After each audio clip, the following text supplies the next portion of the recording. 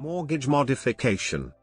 Mortgage modification is a process where the terms of a mortgage are modified outside the original terms of the contract agreed to by the lender and borrower, i.e. mortgagee and mortgagor in mortgage states, trustee and trustor in trust deed states.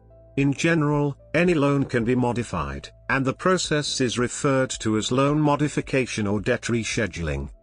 Background.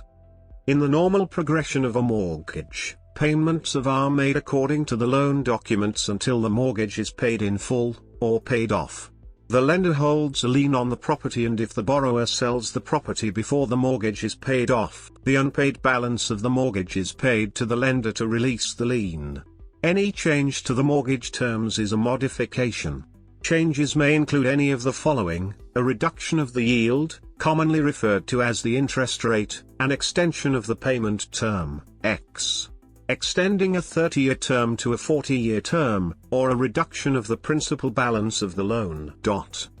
In the United States, following the 2007 real estate recession, the government-mandated program, Making Home Affordable, MHA, and its loan modification aspect, Home Affordable Modification Program, HAMP, became the answer for both the struggling borrower and the lender.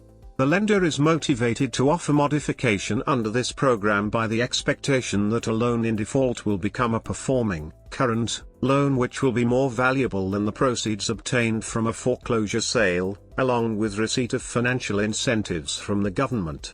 The borrower, on the other hand, receives a fixed interest rate, a lower loan payment, often an extended term, and sometimes a principal reduction, if the property is upside down.